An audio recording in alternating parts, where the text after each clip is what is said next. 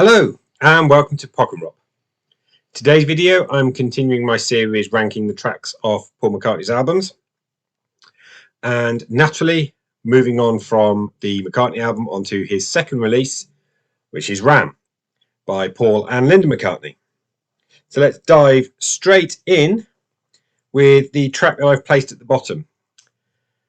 I'm actually going to deal with track 11 and 12 on this list together, which is Ram On and Ram On Reprise. There's nothing wrong with it. And if that's what I've placed at the bottom, then you know that actually the quality of this album is pretty high all throughout. But it's a ukulele piece with McCartney's vocals. Ram On Reprise is effectively exactly the same take, but it just has that little bit of Big Barn Bed at the end, which we'll come to when we get to Red Rose Speedway in a couple of videos time. But down at 11 and 12, Ram On / Ram On Reprise.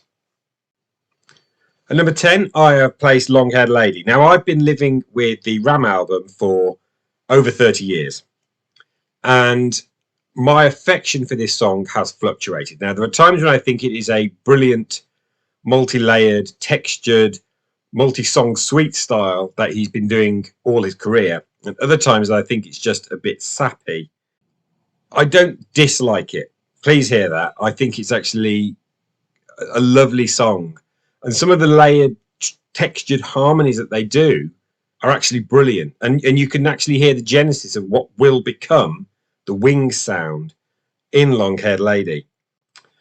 At number 9, I have placed what many people think is the highlight of Ram. Indeed, that's how it was often described in books or in reviews. And that's Backseat of My Car. It was released as a single in the UK. It was Paul's second single. It would reach number 39, which basically means it's stiffed. Admittedly, it had already come out on the album before it was released as a single, but I think it kind of deserved to. I think it's not single material. And its highlight is the very end of the song when he goes a bit mental in the vocals, and that bit is great. It's still a good song, don't get me wrong, but it's not by any stretch my favourite on Ram, unlike some others. At number 8, I have placed Eat at Home. Now, I'm really fond of this track, and actually from here on in, they're all 4 or 5-star tracks for me. The guitar break is fantastic. It's apparently about the joy of sex in a happily married relationship, and that's no bad thing.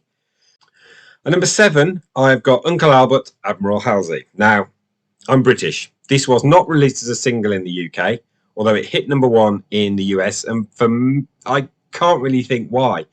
It's a very odd song. 2 parts, again, another one of those multi-structured songs that he's well known for, dating all the way back to even things like Day in the Life. And it's fun, yes. It is well constructed, bits of 3, maybe 4 songs smushed together. But I can't see how it was actually a number 1 hit single when Another Day wasn't. Another Day is a much, much better song as far as the single approach is concerned. Uncle Albert, Admiral Halsey is good. I just don't think it's necessarily number 1 single good. Number 6, I have placed Three Legs. So I enjoy this a lot. It's a great song. The tempo change in the middle really lifts its song. I know it's potentially a big dig at the Beatles, the remaining 3 members of the Beatles versus Paul. But it's a decent song. I like Three Legs, and I placed it at 6. And number 5 is the opening track, Too Many People.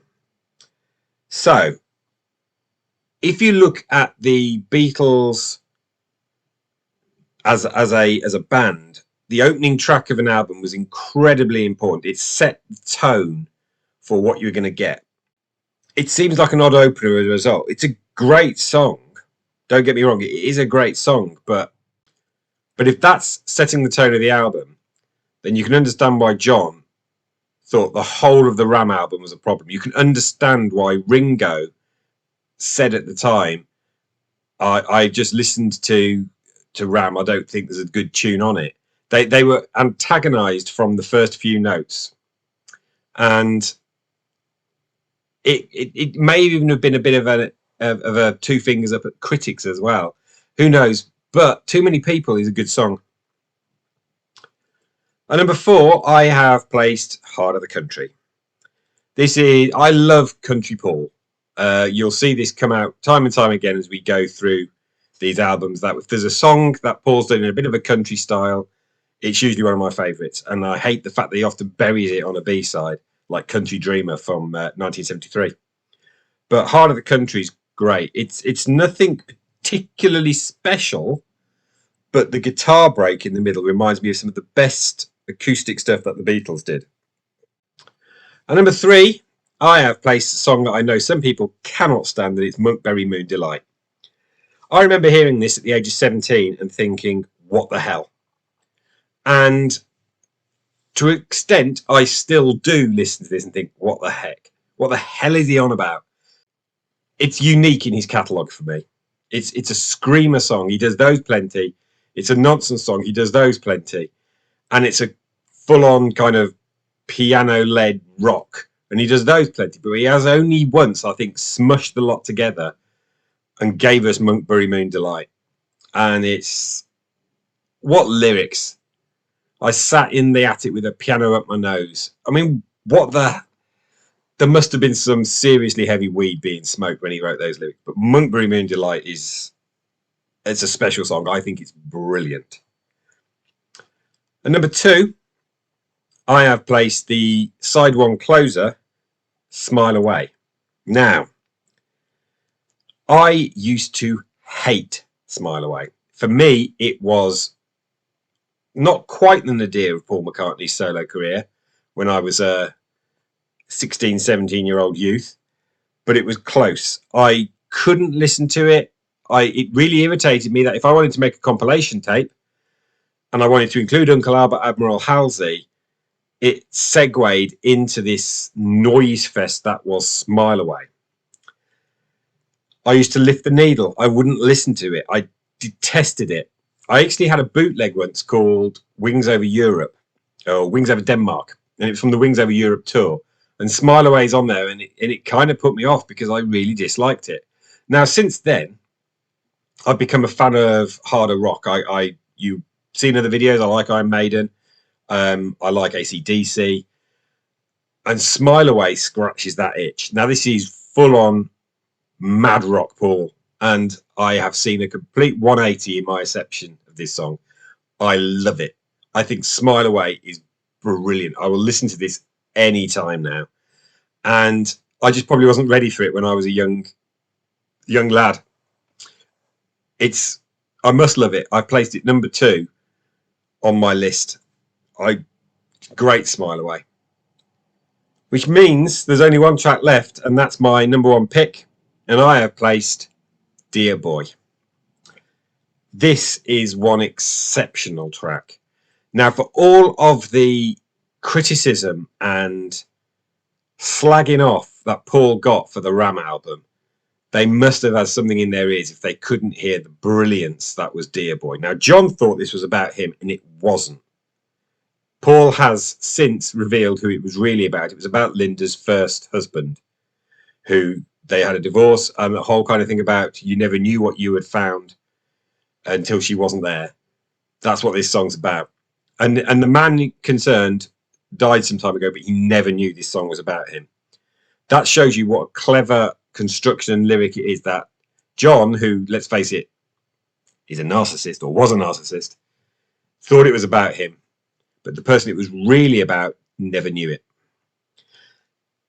Listen to the harmonies. They are phenomenal. That's almost Beach Boy level harmonies. It's layered, it's multi-structured, it's just 2 and a bit minutes long, and it's easily Ram's standout track for me. Dear Boy is as good, almost as good as Maybe I'm Amazed. It is worthy of its number 1 status for me from the Ram album.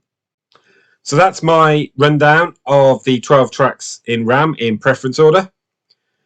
If you're a Ram fan, why not let me know your order in the comments below.